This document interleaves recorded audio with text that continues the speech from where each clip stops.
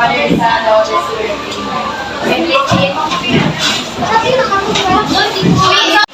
Okay, before we start our discussion, let's have our motivational activity. So I want you to go into 4 groups, and I prepared here crossword. So the group who will be the first to find those words will be given a prize.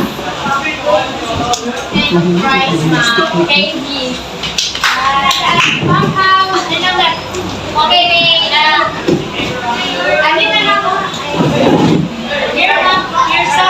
okay, next Fatima.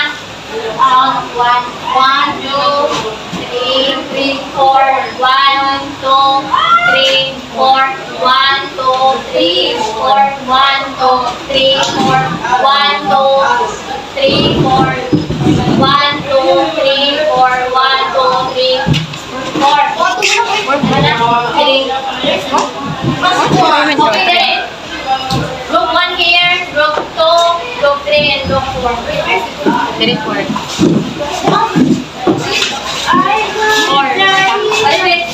Go. Group 1, ma'am. Group 1 here. Go. Ayan na, group 2. Ma'am. Okay, choose our representative to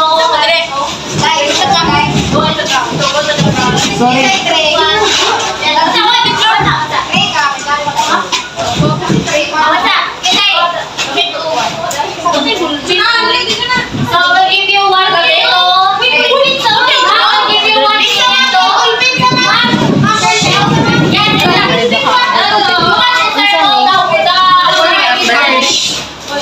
Word. The word. 2 words. Alam like a word. 2 words. Words. Group 2. Standard.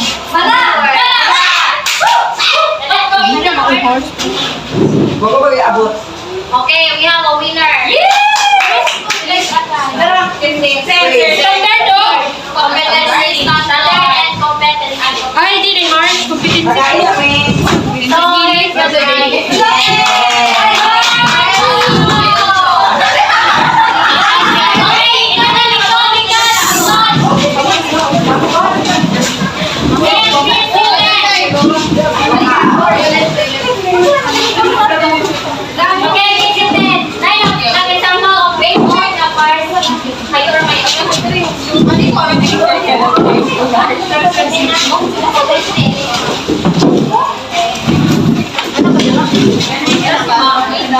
Okay, so our topic for today is Mathematics.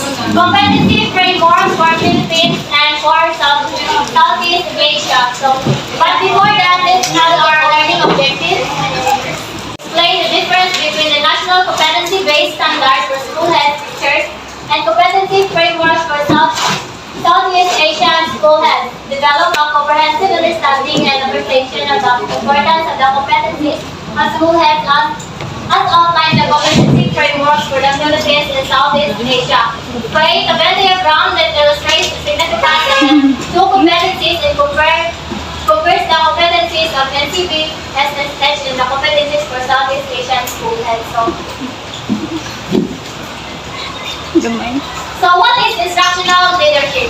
Instructional leadership, the school head is an instructional leadership. So example for here is department leader. So si Mame, example siya sa instructional leadership. Instructional leader. Instructional leader because the main function of the school is students learning. The school head must spend more time as an instructional leader. As an instructional leader, she supervises instruction by observing teachers while they teach, conducting post-observation conferences with individual teachers, mentoring and coaching them, ensuring that teachers have needed resources of teaching. So, next is, what is administrative leadership? Administrative leadership refers to the management and the administrative responsibilities of school leaders such as principal or superintendent. So, example is principal. So, you already know what principal na, no? Sila mag-instruct, magsubay-subay, like, mga tabog mga, sila po daw mag-manage sa school, labi na sa mga teacher, manage nila, mga teacher, guide nila. So, they are the responsible of overseeing the day-to-day operation of the school, managing resources, making decisions, and ensuring that policies and procedures are implemented effectively. Administrative leaders focus on creating a positive school culture, maintaining a safe and supportive learning environment, and managing the school budget and resources. So let's take a look at the National Competency-Based Standards of School Heads of the Philippines. And the Competency Standard of Southeast Asia. So, the National Competency-Based Standard for School Heads has 7 domains. So, the first domain is the school leadership. So, the school leadership has 5 competency strands. First is developing and communicating vision, goals, and objectives, VMGO. So, vision and goals is create and communicate a compelling vision and aligned objectives. So next is 1.B, data-based strategic planning. So they must use data for decision making and strategic planning. So next is 1.C, problem solving. So they must identify and address challenges through critical thinking and problem solving. So next is 1.D, building high performance teams. So they must, in 1.D, they must create and lead high performance teams with a culture of excellence and accountability. Then the 1.A is coordinating with others. So the stakeholders must collaborate with the collective efforts towards the school vision and goals. So the 1.A is coordinating with the stakeholders for collective efforts towards the school vision and goals. For example, that's your side. The 1.F is leading and managing change. So you must lead and manage change within the school. So the domain 2 is instructional leadership. So and 2.A, assessment of learning. So you must apply understanding and apply different assessment methods to inform instructional decision making and improve student outcomes. And 2.B, developing programs and or adapting existing programs. So you must design or modify instructional programs to meet student needs and align with the educational goals. Next is 2.C, implementing programs for instructional improvement. So guide teachers in implementing curriculum and instructional strategies, monitoring effectiveness, and making adjustments to enhance student learning. So in 2.B, sorry for the error, instructional supervision. So instructional supervision, you must provide guidance, feedback, and professional development to teachers to improve instructional practices. So in domain 3, creating a student-centered learning climate. So in domain 3 has 2 competency strands. So first is 3.8, setting high social and academic expectations. So establishing clear and high expectations for students' behavior and academic performance. So, 3.B, creating school environment focused on the needs of the learners. So, you must tailor the school environment to meet the diverse needs of learners, promoting inclusivity and personalized learning approaches. So, in the domain 4, HR, management, and professional development. So, in 4.8, creating a professional learning community. So, you must establish a culture of collaboration and continue. Next is 4.B, recruitment and hiring. So, you must identify and select qualified educators and staff who align with the school vision and goals. With the 4.C, managing performance of teachers and staff. So, provide Feedback, you must provide feedback, conducting evaluation, and supporting professional growth of teachers and staff. So in the domain 5, parent involvement and community partnership. So it tackles about parents involvement and community partnership. So ang school, hindi man siya mo work kung ang estudyante na mas nila din wala support sa parents. So, the domain 5 has a 3 competency strands. So, the 5.8 parental involvement. So,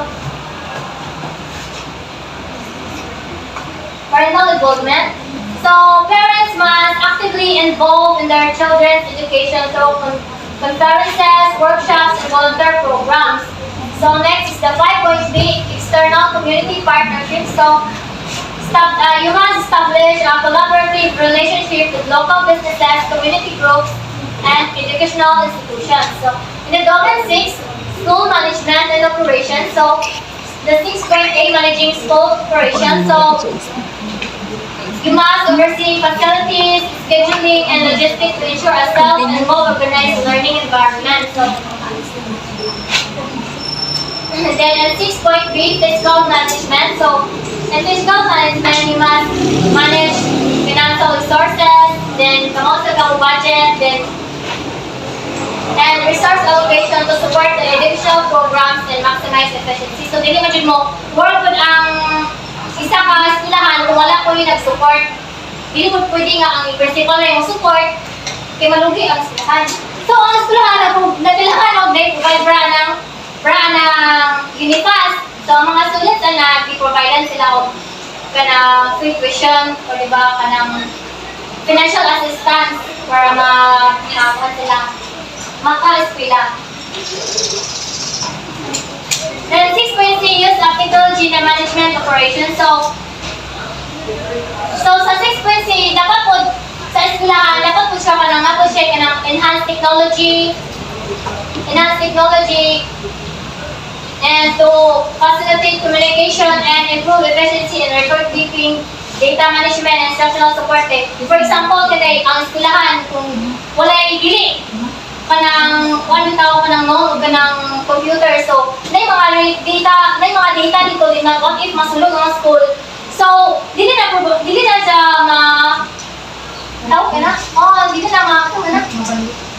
mabalik ang mga data dito, so, magmanuwanan ako.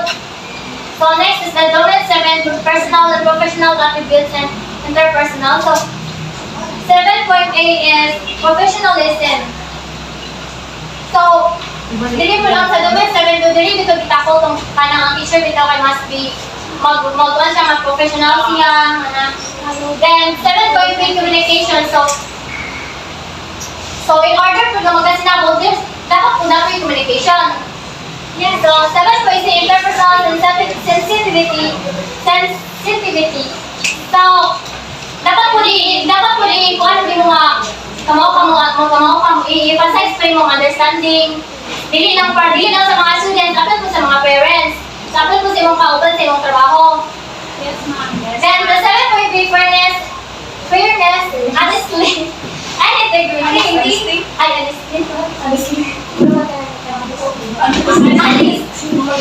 integrity. So, dapat po fairness, fair. Dapat po, wala magpalabok eh. Magpalabok, isipin sa mga isla, dapat, kung ano na, barkada ka na akong anak ni Sheena, so, may bias. Paboran ako siya, dapat ako yung Then, dapat honest ko ka. Teacher mo ka, so dapat role model ka, di ko ka mag-honest, so, kung saan pa lang imong gi-teach, kung saan pa nakita sa imong mga estudyante, mao po nang ilahang mabagking. So, next is the competencies framework of Southeast Asian School Head. So, dili na po ma-differentiate na po ma-differentiate po na ito kung saan competency framework sa Southeast Asian School Head. So, kung saan difference niya sa Philippines competency framework. So, first is the domain 1, stakeholder engagement. Domain stakeholder engagement. So, the 1.1, build trust and lead lead teams. So mag-lead po kag organization. So dapat po imong i-build ang ilang trust. Di man pwede nga mag-ano ka Then 1.2, improve the community to work for enhancement of school performance.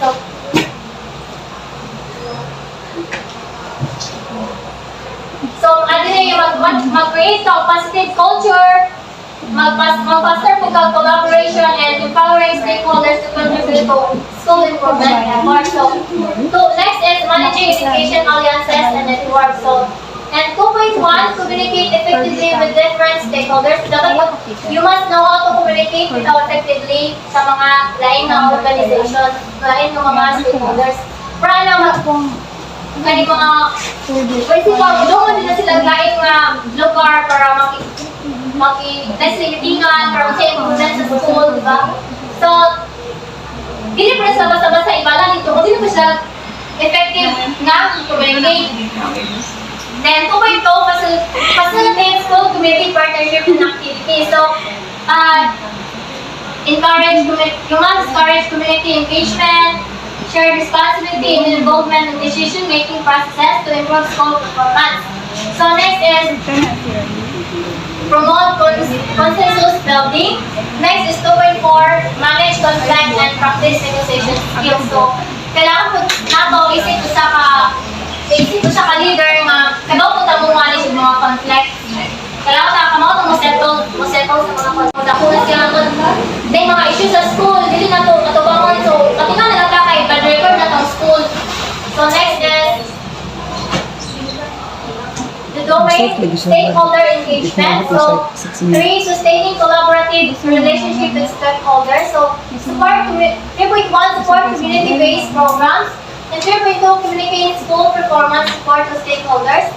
So and 4, managing school resources and systems. So it has three competencies framework. So 1.1, manage financial resources. So dapat kung kamalungkod mo, isip mo sa ka-leader, dapat kamalungkod mo manage financial resources. Kaya hindi po tapatakarag ka ng alabas ka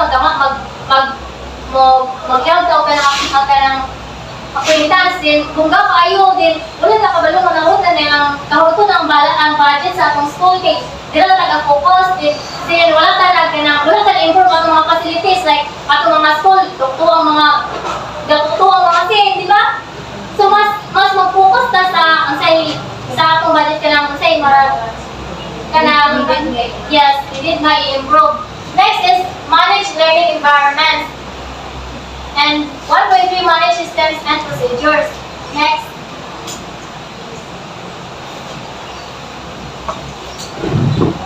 Managing staff performance. So, 2.1, manage school personnel requirements. And 2.2, support professional development of staff. And 2.3, recognize staff performance. So, then 6, managing sustainable school programs and projects. So, 3.1, demonstrate program and project management skills. And 3.2, promote school-based programs and projects that support sustainable development. So, and 3.2, promote school-based programs and projects that support sustainable development. So, kung unsay ka na maka-run sa atong ROTC na to, di ba, nag-promote mo sa sustainable development, nagpa-tree planting mo to siya. So, as a leader po, as a instructional leader or administrative leader, mo-support po dahil sa kasi kalihukan sa katuwang skulahan. Then, next is instructional leadership.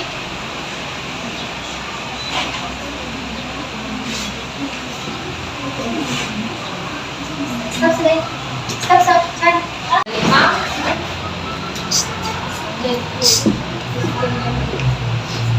So one is within curriculum and implementation improvement. So it has two competency framework. The 1.1, manage curriculum implementation. So you must ensure a successful delivery of the curriculum by coordinating with teachers in monitoring progress. And 1.2, promote sensitivity of diversity of differentiated instruction. So You must create an inclusive learning environment that respects diversity and supporting differentiating instruction by the individual's needs of students. So next is creating a learner-centered environment. So it has three competency frameworks. So 2.1 is promote learner-centered activities. So you must design and implement instructional strategies that cater to the diverse needs and interests of the students, fostering active engagement and supporting personalized learning approaches. So, and 2.2 promote a healthy, safe, and inclusive learning environment. So, you must establish policies and practices that promote the physical and emotional well-being of students, ensuring a safe and secure school environment and fostering inclusivity and respect for diversity. And 2.3 promote a culture of peace and respect of diversity. So you must foster an inclusive and harmonious learning community, promoting mutual respect and understanding among students and staff, and addressing conflicts or issues in peaceful and constructive manner. So next is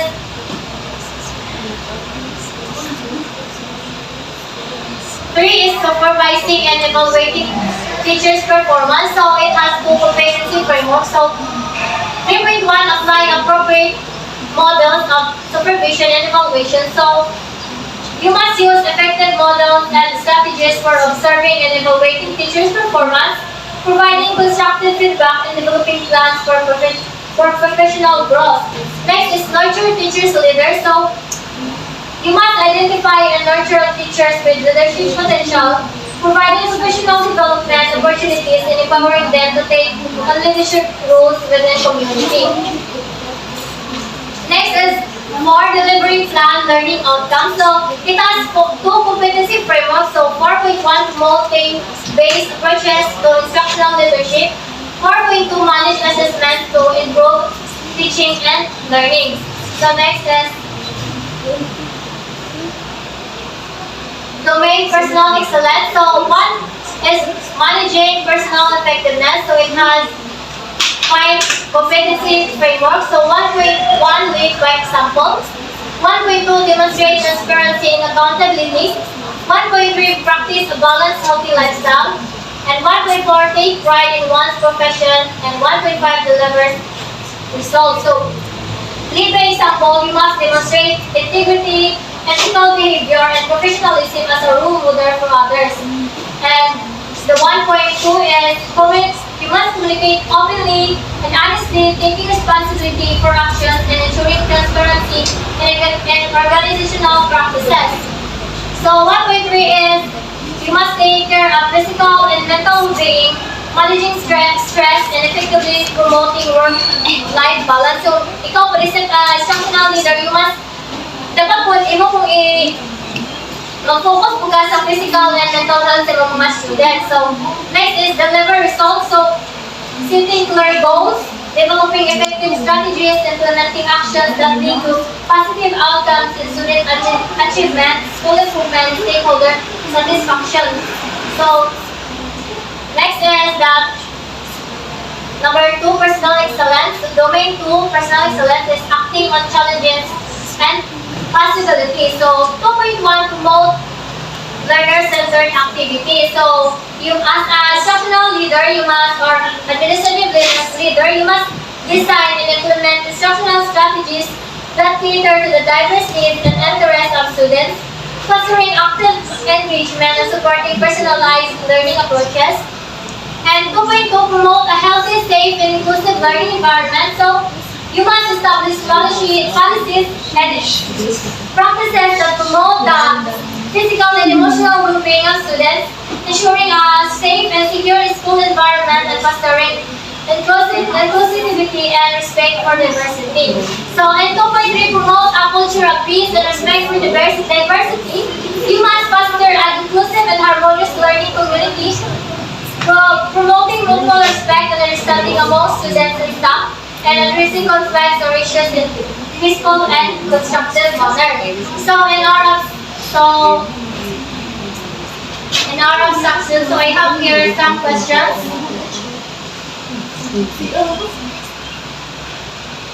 So, question number 1. How does an administrative leader differ from an instructional leader? So, Ms. Caroro, do you have any idea about this? How does an administrative leader differ from an instructional leader? For me, the main difference between administrative leader to instructional leader is that administrative leader focus on the management of the school, and sa instructional leader focus on the students and teachers, like more of education. Okay, thank you, Ms. Caroro. Next is, which between the two leadership roles, administrative and instructional, should be given more time by the school head? Why?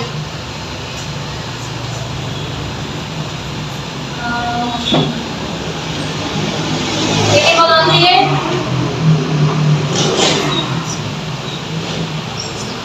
Okay, Miss Charlie. It's done. Can you repeat the question now? Which between the two leadership roles, administrative and instructional, should be given more time by the school head, and why? I think the administrative Leader. leaders, because they are the one.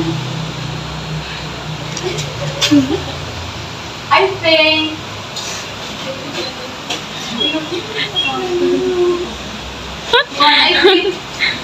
the responsibilities must be given fairly, like in all regardless of the position.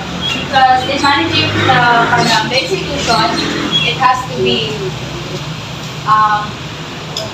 a shared responsibility. That's what I think. So, ay, okay, Miss Eileen. Which between the two leadership roles, administrative or instructional, should be given more time by the school head? Why? I think the administrative leadership nonsense. If the school heads will give will give the focus on administrative leadership, they must, because there is a good, since administrative leadership is talk about the mga school admins, mga admins, principals. If they focus on that, so if there is a good role model, which is a good leader, which is the principal, there always a good outcome. So if they focus on having a good leader, which is the principals or something like that, then the schools or the educators or teachers will have a good performance too in their teaching or in the school. I think to Miss Eileen. So we'll have our application.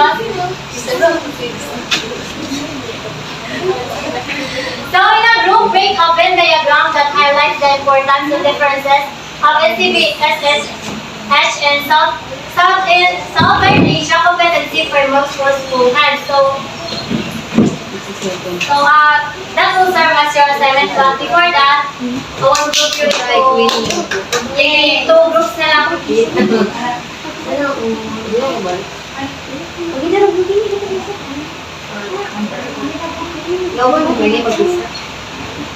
One. So, good din Fatima, dayo ni Charlie, dayo ni Moy ka ng group 1, in the leaders, na dayo group 2, bilang included na si Ma'am, dito ko ba? Dito ang original. dito, si Charlie. So, dito Ay, ni din niyang Maria na lang. Maria. Then, because included na si Mr. Soy Bagyo. So, next is your assessment. So, pass it next month or after finals. Month ito. Tapos, there's Friday. Friday. next week na lang. Next week lang, next month. Next week.